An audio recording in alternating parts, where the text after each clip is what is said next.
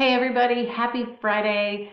It is officially fall tomorrow. So it is the end of September and it still feels like it's almost 100 degrees outside and rates are still in the sevens and it's nuts. And I know this sucks, but we're going into fourth quarter and there's going to be less buyers. Inventory is still kind of tight, but we need to get strategic about listings and how we're placing offers in.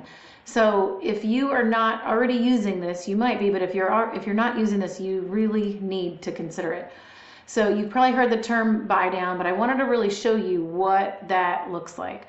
So if you have a listing, let's just say, so right here you can see the 600. If you have a listing that's $600,000 and it's been on the market for 30 days and you're considering dropping it, you can instead market that you can get a rate in the fives, that you are offering your the buyers a rate in the 5% range.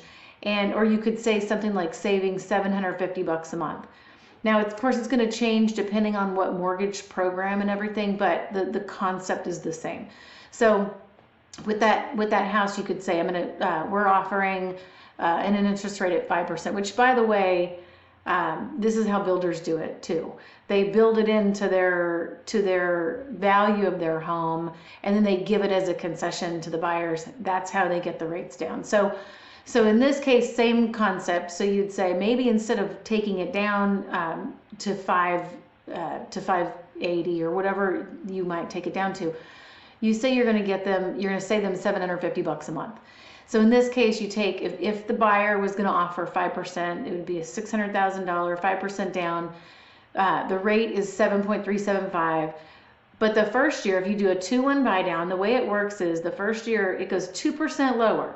So the first year would be 5.375. It saves them $745 a month. The second year it goes up to 6.375, still saving them $380 a month. And then year 3 on is when they go up to the natural rate.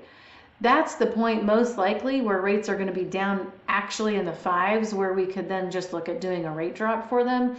But the cost to that, so really essentially they're paying that interest up front and it has to be paid for. They can't pay for it. It has to be paid for by the seller. So that's why this awesome scenario makes more sense than taking the purchase price down, especially if the value could appraise at 600.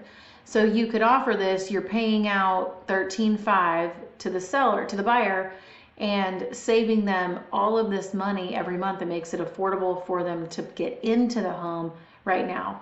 Same concept if you have a buyer that's shopping for things. If you have a house you want to put an offer on, let's just say the seller might not be willing to go down $13,500. Could the home maybe appraise a little bit higher? You could maybe offer $613,000 for this home and say you want a $13,000 concession. So now they can do the same concept. So now you can get your buyer who was super shy of this high rate environment and not wanting to have a monthly payment that high.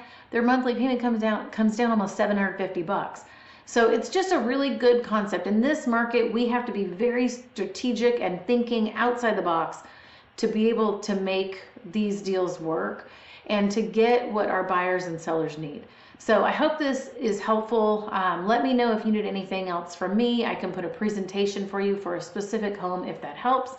But I hope that you are using this strategy because it's proven to help get deals working. All right, thanks so much.